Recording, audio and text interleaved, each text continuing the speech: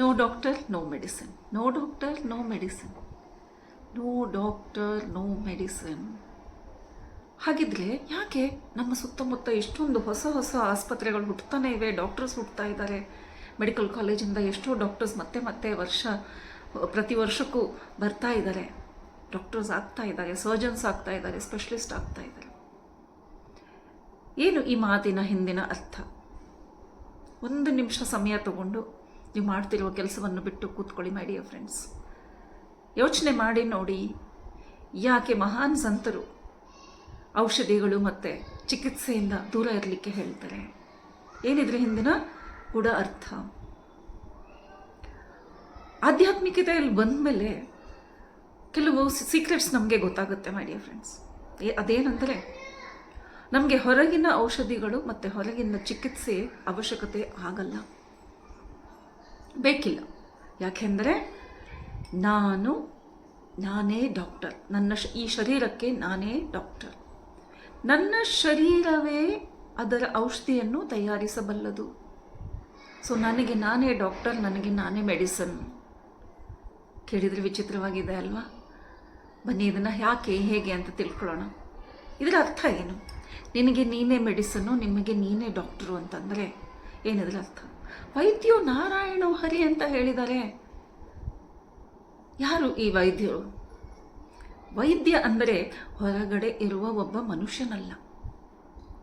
ಯಾರು ಬುದ್ಧಿಜೀವಿಗಳೋ, ಈ ಶರೀರ ಹೇಗೆ ಕೆಲಸ ಮಾಡುತ್ತೆ ಅದನ್ನು ತಿಳ್ಕೊಂಡಿದ್ದಾರೋ ಅಲ್ವಾ, ಈ ಶರೀರದ ಒಳಗಡೆ ಏನು ನಡೀತಾ ಇದೆ, ಇದಕ್ಕೆ ಕಾರಣವೇನು ಅಂತ ಯಾರು ತಿಳಿತಾರೋ ಅವರೇ ವೈದ್ಯರು. ಸೊ ಅವರು ಯಾರು? ಬುದ್ಧಿಜೀವಿಗಳು. ಸೊ ಯಾರು ಈ ಶರೀರವನ್ನು ತಿಳಿದ ಬುದ್ಧಿಜೀವಿಗಳಾಗಿರ್ತಾರೋ ಅವರೇ ಡಾಕ್ಟರ್. ಸೊ ನಾವು ಸಹ ಆ ಬುದ್ಧಿಜೀವಿಗಳಾಗಬಹುದಲ್ಲ. ನನ್ನಲ್ಲಿರುವ ಈ ಬುದ್ಧಿಯನ್ನು ಇದರ ಗೋಚರಕ್ಕೆ ತಗೊಂಡು ಬರ್ಬಹುದಲ್ಲ. ಯಾವಾಗ ನಾವು ಗೋಚರ ಸ್ಥಿತಿಗೆ ತಗೊಂಡು ಬರ್ತೇವೋ ನಮ್ಮ ಈ ಬುದ್ಧಿಯನ್ನು, ನೀವು ನಿಮ್ಮ ಡಾಕ್ಟರ್ ಆಗಿಬಿಡ್ತೀರಾ. ಹೌದಾ? ಅಂದರೆ ಯಾವ ವಿಷಯ, ಮೊದಲಿನ ಕಾಲದಲ್ಲಿ ನೋಡಿ, ಸಾಮಾನ್ಯ ಜನರಿಗೂ, ಅಜ್ಜಿಗಳಿಗೂ, ಹಿರಿಯರಿಗೂ ಈ ವಿಷಯಗಳು ಗೊತ್ತಿತ್ತು. ಸೊ ಹೀಗಾಗಿ ಮನೆಮದ್ದುಗಳು ಶುರುವಾದವು. ಮನೆಮದ್ದು ಅಂದರೆ ಏನು? ಅದೇ ಸಮಯಕ್ಕೆ ಆ ಕ್ಷಣದಲ್ಲಿ, ಆರೋಗ್ಯ ಕೆಟ್ಟ ಕ್ಷಣದಲ್ಲಿ ಯಾವ ಉಪಾಯವನ್ನು ಮಾಡಬಹುದು, ಈ ಶರೀರವನ್ನು ಹೇಗೆ ಕಾಪಾಡಿಕೊಳ್ಳಬಹುದು ಅಂತ ತಿಳ್ಕೊಳ್ಳೋದು. ಅಂದರೆ ಈ ಶರೀರವನ್ನು ಕಾಪಾಡಿಕೊಳ್ಳುವುದು. ಈ ಶರೀರವನ್ನು ಕಾಪಾಡಿಕೊಳ್ಳಲಿಕ್ಕೆ ನನಗೆ ಬೇಕಾಗಿರುವ ಬುದ್ಧಿ, ನನಗೆ ಬೇಕಾಗಿರುವ ಜ್ಞಾನ, ಇದನ್ನು ಯಾವ ಆಹಾರ ಕೊಡಬೇಕು, ಎಷ್ಟು ಕೊಡಬೇಕು, ಯಾವಾಗ ಕೊಡಬೇಕು, ಯಾವುದನ್ನು ಕೊಡಬಾರದು, ಈ ಜ್ಞಾನವನ್ನು ಹೊಂದುವುದು. ನನಗೆ ಇಷ್ಟ ಅಂಥೇಳಿ ಯಾವುದೋ ಹೆಚ್ಚಾಗಿ ತಿನ್ನಬಾರ್ದು.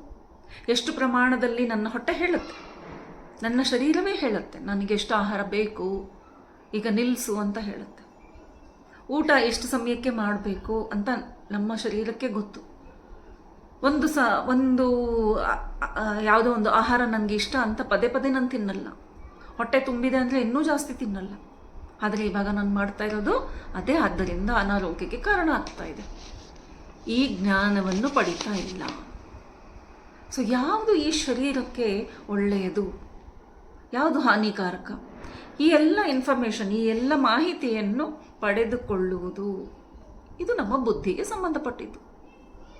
ಬುದ್ಧಿ ಸರಿಯಾದ ಸ್ಥಿತಿಗೆ ತಂದರೆ ಯಾವುದು ಮಾಡಬೇಕು, ಯಾವುದು ಮಾಡಬಾರದು, ಈ ವಿಷಯಗಳು ಸಂಪೂರ್ಣವಾಗಿ ನಮಗೆ ಅರ್ಥ ಆಗುತ್ತೆ. ಯಾವುದರ ಜೊತೆಗೆ ಯಾವುದನ್ನು ಆಹಾರ ಸೇವಿಸಬೇಕು, ಸೇವಿಸಬಾರದು, ಕಾಂಬಿನೇಷನ್ಸ್, ಫುಡ್ ಕಾಂಬಿನೇಷನ್ಸ್, ರಾತ್ರಿ ಸಮಯ ಯಾವುದು ತಿನ್ನಬೇಕು, ಯಾವುದು ತಿನ್ನಬಾರದು, ಸೂರ್ಯನ ಬೆಳಕಿನಲ್ಲಿ ಯಾವುದು ಒಳ್ಳೆಯದು, ಕತ್ತಿಲಲ್ಲಿ ಯಾವುದು ತಿನ್ನಬಹುದು, ಕತ್ತಲಾದ್ಮೇಲೆ ಊಟ ಮಾಡಬೇಕಾ ಮಾಡಬಾರದ, ಎಲ್ಲವೂ ಒಂದು ನಾಲೆಜ್ ಇದೆ. ಈ ವಿಸ್ಡಮನ್ನು ನಾವು ತಗೊಳ್ಬೇಕು. ಇಷ್ಟೇ ಊಟ ಇಷ್ಟ ಅಂತ, ಸಪೋಸಿಂಗ್ ಯಾವುದೋ ಒಂದು ಆಹಾರ ನಮಗೆ ತುಂಬ ಇಷ್ಟ, ಅದನ್ನು ಜಾಸ್ತಿ ತಿನ್ನೋದು, ಯಾವ್ದು ನನಗಿಷ್ಟ ಇಲ್ಲ ಅಂತ ಅದನ್ನು ಕಡಿಮೆ ತಿನ್ನೋದು, ಹೀಗೆ ಮಾಡಿದರೆ ನಾವು ನಮ್ಮ ಈ ಶರೀರದ ಬಗ್ಗೆ ಯೋಚನೆ ಮಾಡ್ತಾ ಇಲ್ಲ. ಹಾಗೆಯೇ ಆಹಾರ ಸೇವಿಸಿದ ಮೇಲೆ ಮತ್ತೆ ಹಶುವನ್ಸಿ ಇಲ್ಲ ಚಪ್ಪಲಕ್ಕೆ ಊಟ ಆದರೂ ಸಹ ಏನಾದರೂ ತಿನ್ನುವುದು, ಅದು ಸರಿಯಲ್ಲ. ಸೊ ಬುದ್ಧಿಯನ್ನು ಗೋಚರ ಸ್ಥಿತಿಗೆ ತೊಗೊಂಡು ಬರಬಹುದು. ಅದನ್ನು ಯಾವತ್ತು ತೊಗೊಂಡು ಬರ್ತೀವೋ ಆವಾಗ ನಮ್ಮ ಈ ಶರೀರಕ್ಕೆ ನಾನೇ ಡಾಕ್ಟ್ರು.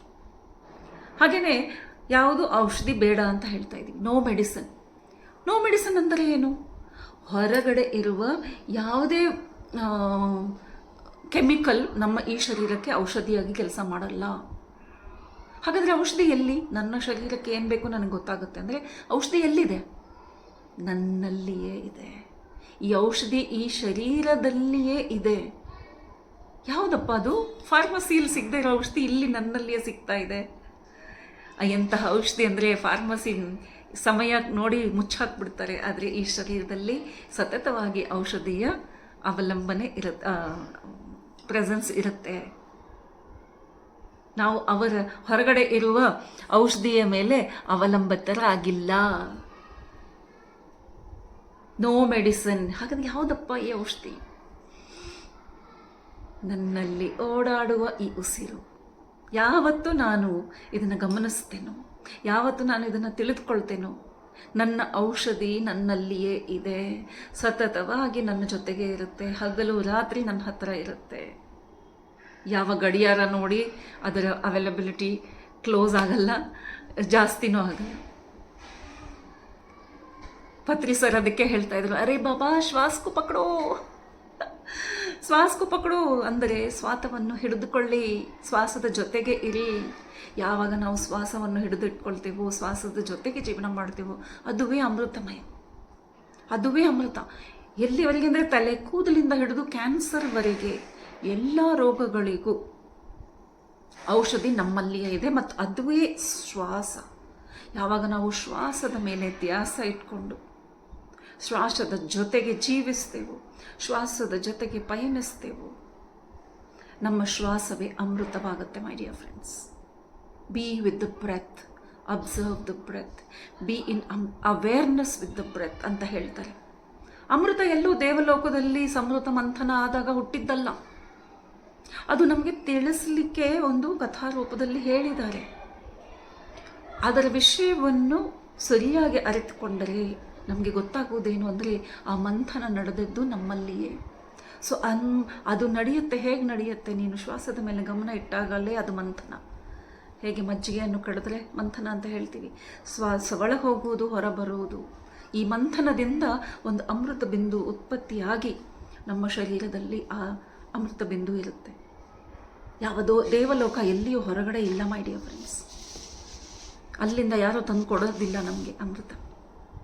ಸೊ ಹಾಗೆಯೇ ಶ್ವಾಸ ಜೊತೆಗೆ ಅನುಸಂಧಾನ ಮಾಡಿದಾಗ ಈ ಶರೀರದಲ್ಲಿರುವ ಅಮೃತ ಯಾವುದು ಉತ್ಪತ್ತಿಯಾಗುತ್ತೋ ಅದುವೇ ನಮಗೆ ಅಮೃತ. ಔಷಧಿ ಬೇಕಾ? ಈ ಅಮೃತ ನಮ್ಮನ್ನು ಸಾವಿನಿಂದ, ಅನಾರೋಗ್ಯದಿಂದ ದೂರ ಇಡುತ್ತೆ. ಅದುವೇ ನಮಗೆ ಆರೋಗ್ಯ ಭಾಗ್ಯವನ್ನು ಕೊಡುತ್ತೆ. So my dear friends, no medicine, no doctor. Be with your breath.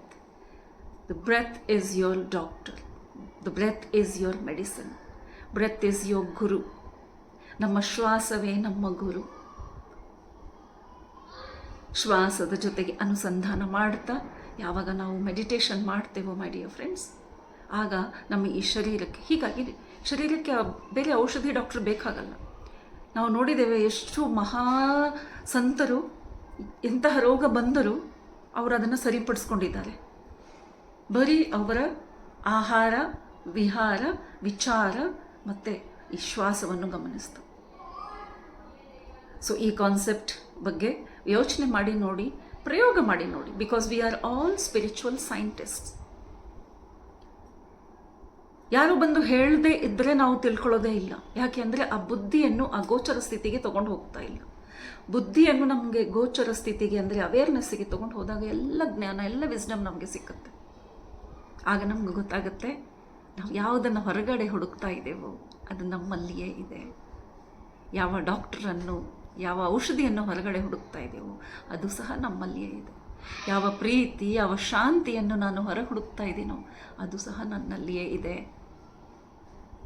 ಈ ಕಾನ್ಸೆಪ್ಟ್ ಹೇಗೆ ಇಷ್ಟ ಆಯಿತು ನಿಮಗೆ ಅನ್ನೋದ್ರ ಬಗ್ಗೆ ಕಮೆಂಟ್ ಮಾಡಿ ಮೈ ಡಿಯರ್ ಫ್ರೆಂಡ್ಸ್. ಹಾಗೆಯೇ ನೀವು ಮನೆ ಮದ್ದು ಯಾರಿಗೆ ಯಾವ್ಯಾವುದು ಗೊತ್ತು, ನಿಮ್ಮ ಮನೆಯಲ್ಲಿರುವ ಹಿರಿಯರನ್ನು ವಿಚಾರಿಸಿ ನೋಡಿ ಎಂತೆಂಥ ಮಾತುಗಳು, ಎಂತೆಂಥ ವಿಷಯಗಳು ಹೊರಬರುತ್ತೆ. ಆ ವಿಸ್ಡಮನ್ನು ಕಲೆಕ್ಟ್ ಮಾಡುವುದೇ ನಮ್ಮ ಬುದ್ಧಿಮತ್ಯವನ್ನು ಹೆಚ್ಚಿಸ್ಕೊಳ್ಳುವುದು ಅಂತ ಅರ್ಥ.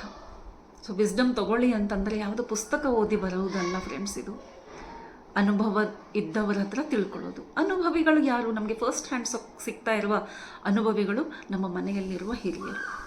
ಸೊ ಮನೆಯಲ್ಲಿ ಯಾರು ಇಲ್ಲ ಅಂದರೆ ಅಕ್ಕಪಕ್ಕದಲ್ಲಿರಬಹುದು, ನೆಂಟರಲ್ಲಿ ಇರಬಹುದು, ವಿಚಾರಿಸಿ ನೋಡಿ. ಹಾಗೆಯೇ ನನಗೆ ಕಮೆಂಟ್ ಬಾಕ್ಸಲ್ಲಿ ನಿಮಗೆ ಗೊತ್ತಿರುವ ಎಲ್ಲ ಮನೆ ಮದ್ದುಗಳನ್ನು ನಾನು ಬರೆದು ಅಲ್ಲಿ ಫುಲ್ ಆಗಬೇಕು. ಕಮೆಂಟ್ ಬಾಕ್ಸ್ನಲ್ಲಿ ಸಾವಿರಾರು ಮೆಸೇಜಸ್ ಬರಬೇಕು. ಎಷ್ಟೋ ಜನಗಳಿಗೆ ಅದು ಸಪೋರ್ಟಿಂಗ್ ಮೆಡಿಸಿನ್ ಬುಕ್ ಆಗಬೇಕು. So I hope thousands of comments ಬರುತ್ತೆ ಅಂತ ಈ ಒಂದು ವಿಷಯದ ಬಗ್ಗೆ ಚರ್ಚೆ ಹೇಗೆ ಅನಿಸಿತು ಅಂತ ಹೇಳ್ತಾ, ನನ್ನ ಚಾನಲ್ ಆದ ಡೈಲಿ ಡಿವೈನ್ ಧ್ಯಾನನನ್ನು ಸಬ್ಸ್ಕ್ರೈಬ್ ಮಾಡಿ, ಶೇರ್ ಮಾಡಿ ಫ್ರೆಂಡ್ಸ್ ಜೊತೆಗೆ. ಮತ್ತು ಇನ್ನೂ ಯಾವ ವಿಷಯವನ್ನು ತಿಳಿಬೇಕು ಅಂತ ಇದೆಯೋ ಅದನ್ನು ಕಮೆಂಟಲ್ಲಿ ಹೇಳಿ. Thank you very much for the support and love.